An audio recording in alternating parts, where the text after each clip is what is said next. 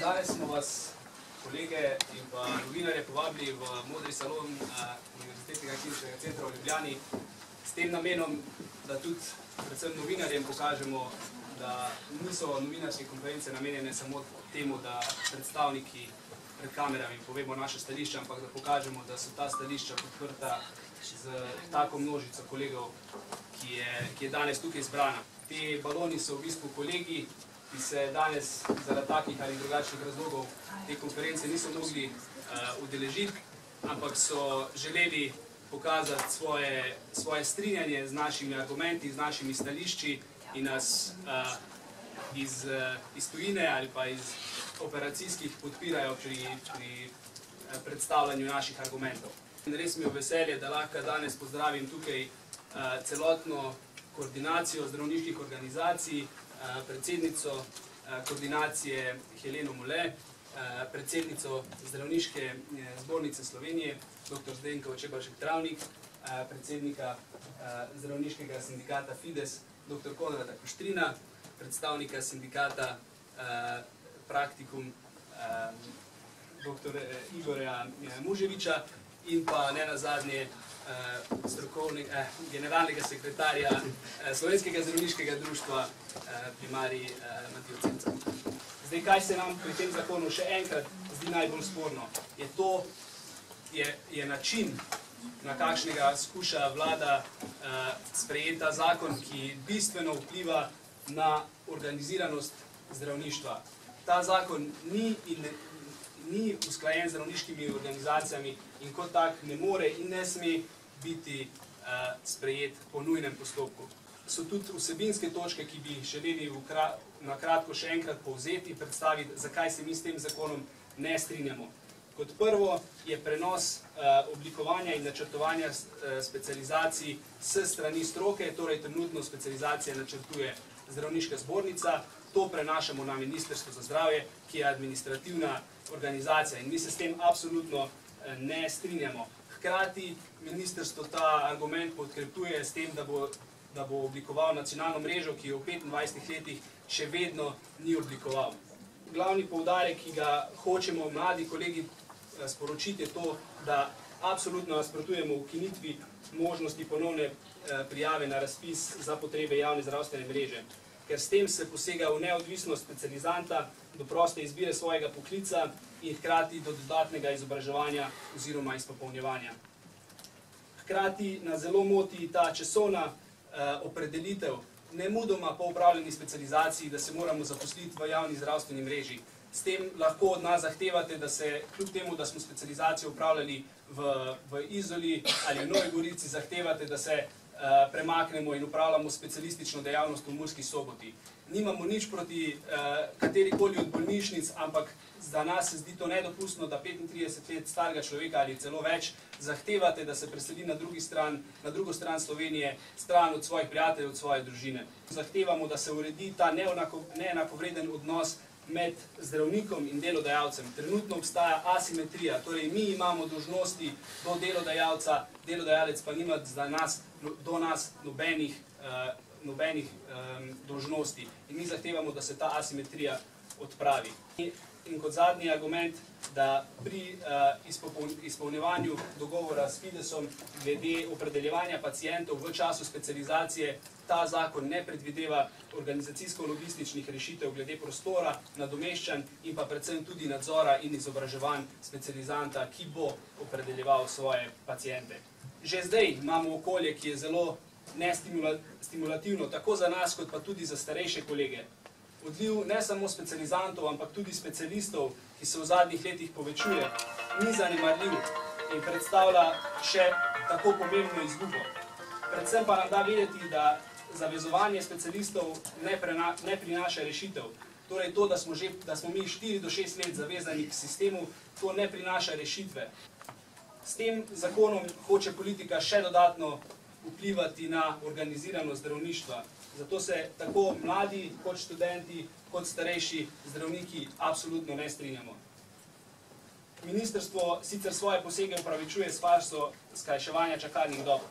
Koordinacija že leta opozarja, da je potrebna takojšnja in celovita zdravstvena reforma.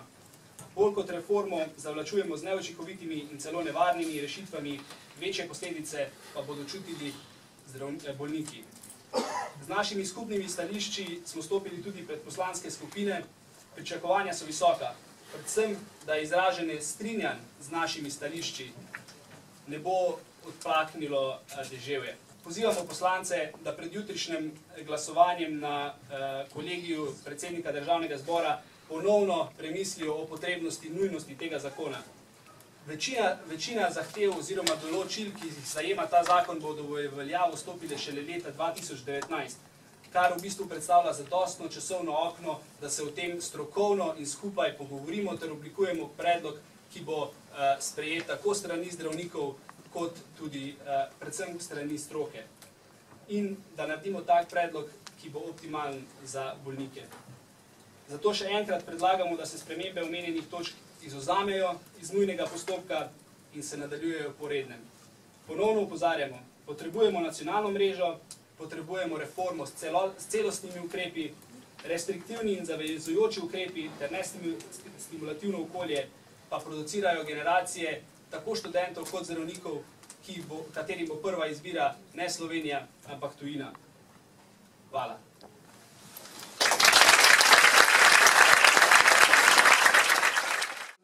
Zbornice sem izjemno ponosna, da imamo generacijo mladih zdravnikov, ki so se samo aktivirali in ki so na zelo egzakten način in zelo zavzeto se vključili v dogajanje okrog spremembe zakonodaje. Kot veste, Zdravniška zbornica ima po zakonu o tem istem, ki ga zdaj hočejo spremeniti, pravico, da aktivno sodeluje v spremembi zakonodaje. In zbornica to tudi ves čas počne. In ko gospa ministrica pravi, da je zakon, ta predlog, usklajen z Zdravniško zbornico, moramo povedati po resnici tako. Usklajen je v 3 točkah in bom povedala v katerih. Prva točka, da se ponovno uvede sekundariat, ravno z namenom, da zdravniki, mladi zdravniki na čakanju na specializacijo ne krmarite. Zato, da imate možnost se zaposliti in v času te zaposlitve pridobiva tudi določena znanja. Druga točka, v kateri smo se uskladili, je bil nacionalni razpis specializacij. Zato, da bi odpravili krivice, ki se dogajajo zdaj tistim mladim specialistom, ki so specializirali za eno regijo, pa jim je življenje pač preneslo take situacije, da bi raje živeli drugje, kjer so si ustvarili družino. In če to naredijo, morajo vračati stroške, se pravi mentorstvo in tiste za izobraževanje, za specializacije. To je pa kar precej denarja, odvisno sicer od specializacije, ampak več kot 10.000 evrov. In tretja točka, okrog katere smo se uskladili in ki je v bistvu formalna, je način razpošiljanja odločb o članarini. Da nam in vam seveda ne bo treba hoditi po te odločbe, ki jih moramo izdajati po ZUP-u, hoditi iskati na pošto. In tu se konča celotna zgodba o uskladitvi. Vse drugo, o čemer je govoril mladi zdravnik in mladi zdravniki, veste, da so vse v zadnjega pol leta, kar je spremljal njihovo delo, izjemno dobro organizirali, torej vse to ni usklajeno z ministrstvom. To je treba jasno povedati. Meni se zdi najpomembnejše povedati to, da tudi stroka s tem zakonom izgublja vpliv za razpis specializacij. Druga stvar je pa, ki je tudi zelo pomembna, da se zbornici jemlje, a se pa namenoma izpušča nadzor nad specializacijami. To so moje besede, če bo še kakšno vprašanje, bom pa odgovorila. Hvala lepa. Bom kratka, bom povedala samo to. Že res, zdaj pa lahko rečemo, leta koordinacija zdravniških organizacij, vodstvo vseh zdravniških organizacij opozarja na nujnost sprememb, opozarja na to, da se mora postaviti mreža. Toliko malo posluha in tako slab dialog, kot smo imeli v tem zadnjem mandatu z ministrstvom, ga tudi kolegi, ki ga imajo še precej daljši staž teh pogovorov, ne pomnimo. Vztrajamo na tem, da je potrebno izvesti celovito zdravstveno reformo. Ta predlog zakona po nujnem postopku gotovo ni nekaj, kar bi prispevali kakršnikoli zdravstveni reformi in tega, da mladi zdravniki že kar nekaj časa bežijo v tujino zaradi slabih razmer, zaradi pritiskov, ki so, zaradi tega, ker izgubljajo upanje, da se bo ta zdravstveni sistem popravil in spremenil tako, da bodo res lahko z vsem svojim svežim znanjem, idejami delali za dobro bolnikov. Zahtevamo, da se zdravstvena zakonodaja sprejema po premisleku, celovita in v smeri spreminjanja v dobro bolnikov. Če bomo lahko zdravniki delali za dobro bolnikov, bomo tudi zdravniki zadovoljni pri svojem delu in bomo tudi z veseljem, sem prepričana, sprejeli med sebe številne kolege mlade, ki bi želeli delati v tem sistemu za dobro bolnikov. Hvala lepa. Društvo lahko rečem, da smo seveda tudi mi spremljali z velikim zanimanjem in skrbjo, kar se je dogajalo v zvezi z temi spremembami zakona. Lahko rečem samo to, da na glavnem strokovnem svetu smo o tem razpravljali in smo ugotovili, da vračanje za 25 let nazaj, ko je specializacije urejala država, ni dobro reči, ker se je že takrat izkazalo, da je to izredno slabo, vodi v anarhijo in tudi slabe poteke specializacij. Ko smo končno v sodelovanju zdravniških organizacij, zdravniško društvo kot stroka, zbornica kot organizator in vodja tega projekta, uspeli nekako urediti potek specializacij, pa stvar spet rušijo. Tisto, kar je od vseh stvari najslabše, pa je, da se rešuje problematiko tako imenovanih čakalnih dob z dekreti. Z dekreti se še nikoli ni več dobrega naredilo. In če ti prisiliš nekoga, da dela na področju, ki mu ni v veselje, to pomeni, da si načel stroko. Zaradi tega je treba definitivno omogočiti, da bodo mladi zdravniki, mladi diplomanti šli na specializacijo, za katero so zainteresirani, ker bodo samo v takem primeru lahko kvalitetno opravili svoje delo, ker je seveda naša želja in naša odgovornost do bolnikov. Skratka, absolutno podpiramo to, kar skupine mladih zdravnikov, pa tudi pravzaprav ne nazadnje koordinacija zahteva, da se ta zakon temeljito pregleda, se vzame čas in se ga uskladi s tistimi, katerih se najbolj tiče, to se pravi z zdravništvom. Hvala lepa. Zdravnikov družinske medicine smo se z veseljem odzvali na povabilo mladih zdravnikov, da nasprotujemo kakršnekoli nujnim in nepremišljenim ukrepom politike, ki bi rada z dekreti vplivala na čakalne dobe in izboljšavo zdravstvenega sistema. Mi smo politiki večkrat znanstvenimi raziskavami dokazali, da bojo svojimi centralističnimi ukrepi povišali umrljivost populacije v Sloveniji. Odgovor je bil samo, k tem ukrepom nas zavezuje koalicijska pogodba. Oni so v bistvu prevedeno napisali v koalicijsko pogodbo, toliko in toliko ljudi bo moralo zaradi tega umreti. S takimi ljudmi imamo opravka in na ta način ni mogoče komunicirati. Ves čas vse zdravniške organizacije, vsa stroka aktivno nasprotuje ukrepom, ki jih ne poznajo nikjer v razvitem svetu in v smer, katera želi politika pripeljati slovensko zdravstvo. To me spominja na drugo svetovno vojno, ko so se zdravniki sami organizirali in naredili odlične bolnišnice, kot je bolnica Franja, na to pa nekomu ni bilo v politiki všeč in so politkomisarji rekli, da to ne gre tako, da so na vojaško sodišče zdravnico Franjo, ki je grozila smrt, in šele ko so se njeni kolegi tako močno zavzeli za njo in ugotovili, da na ta način se ne da peljati zadeve, se je za las rešila smrti. Na ta način se počutim, da bi rada politika tudi zdravstvo pripeljala v Slovenijo in to ne bomo dopustili, ne glede na to, kako bojo poslanci glasovali. Bolnike pa pozivam, da točno pogledajo, kako bo kdo glasoval na tistem področju, kjer jih zastopajo njihovi poslanci in da jih primerno nagradijo na naslednjih volitvah, ko bojo čakali po več let v čakalnih dobah in bomo vsi ostali lahko samo molili, da bojo preživeli do prvega pregleda pri zdravniku. Hvala.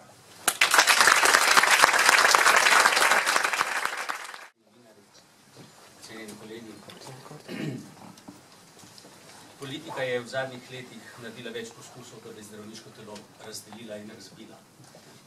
V principu tudi, da je redila.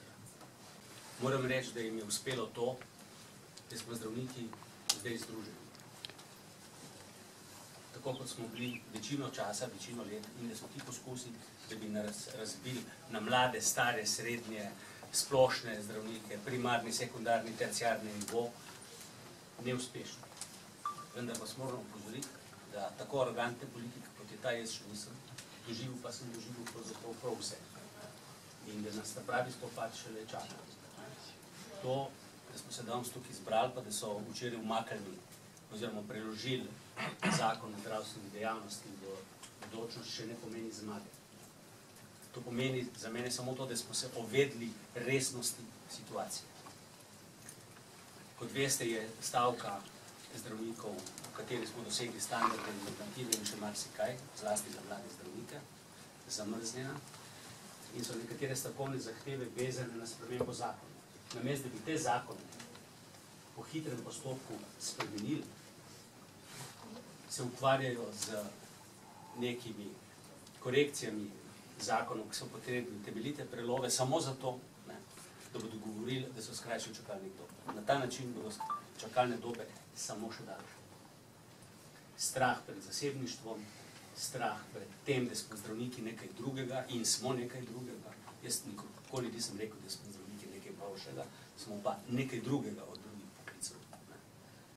Sem prepričan, da bomo zdaj naprej strumno skupaj stali, tudi znotraj zdravniške koordinacije, če nas bodo razumeli, so zmagali. Hvala lepa.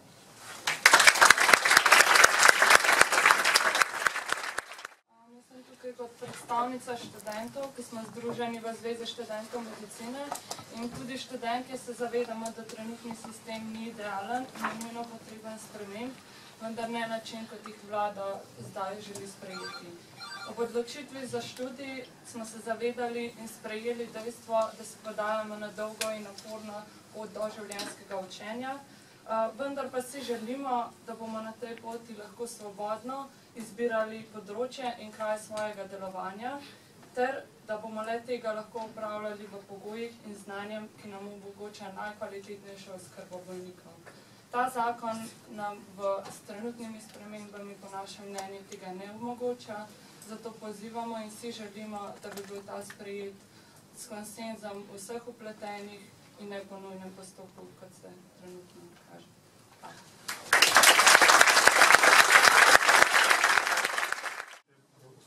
En aspekt, to je pač primerjalno pravni aspekt. Dr. Mužoviču moramo popraviti rešitve, kot je predlagan naš zakon, obstajajo v svetu. Verjetno tja, kamor je najbrž ministrica šla zglede pridobivati. Take stvari, približno takšne poročila, kot imamo današnje konference in kot bom jaz poročal tudi pač v bistvu na FEMS. Po današnjem srečanju smo dobili lansko leto, mislim, da iz Črne Gore, potem iz Makedonije. Okrog tega smo se šli boriti v Romunijo. Z dekreti zdravnike pošiljajo sem pa tja po državi v Turčiji. Primerjalno pravno, vsak predlagatelj zakona bi seveda primerjalno pravno moral pogledati, po kateri sistemi se je zgledoval. In bi bilo seveda pošteno, da to povejo. Ne da govorijo o nekih državah, s katerimi to, kar predlagajo, ni popolnoma nič primerljivo. Je pa primerljivo, zelo primerljivo s tem, kar sem govoril. Seveda, zakaj rešujejo to v Romuniji? Zaradi tega, ker se mi je zgodil isti defekt, kot se dogaja tudi pri nas. Enotni plačni sistem. Tudi to je pravzaprav nekaj, kar je nam in Romunom skupno. Druga stvar, če pogledamo stopnjo emigracij zdravnikov, bomo seveda vidimo, da se na Poljsko se zdravniki vračajo. Na Slovaškem so močno povišali plače zdravnikov, mogoče se bodo tudi začeli vračati. Iz Romunije še vedno bežijo. Iz Slovenije pravzaprav doslej nismo imeli takšnega problema emigracij, pa vendarle ga začenjamo dobivati. Ravno zdaj. In to, kar me pa najbolj skrbi, je pa seveda to, da poglejte stopnjo umrljivosti otrok danes v Sloveniji in stopnjo umrljivosti v Romuniji. Seveda, če bomo mi dobili po dekretu, da bomo po dekretu pošiljali, da nekdo, ki bo specializiral otroško kardiokirurgijo in ugotovil, da ni za to, pa ga bo država s temi ukrepi, kot jih ima, prisilila, da bo to delal, potem se vas sprašujem, kako varen bo tak kirurg. Hvala lepa.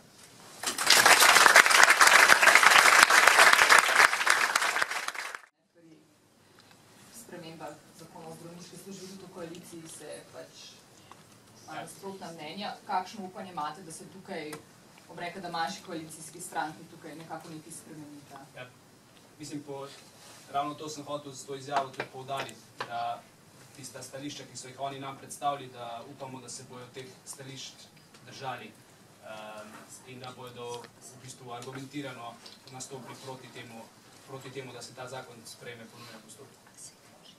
Tako SD kot Desus. Nimate pa zagotovili, to je zgolj, bom rekla, na podlagi teh pogovorov, stikov, ki ste jih imeli z njimi, ni pa to, bom rekla, da se lahko zanese. Mislim, da glede dokler ni nič na črno na belem, je zelo težko govoriti o zagotovilih.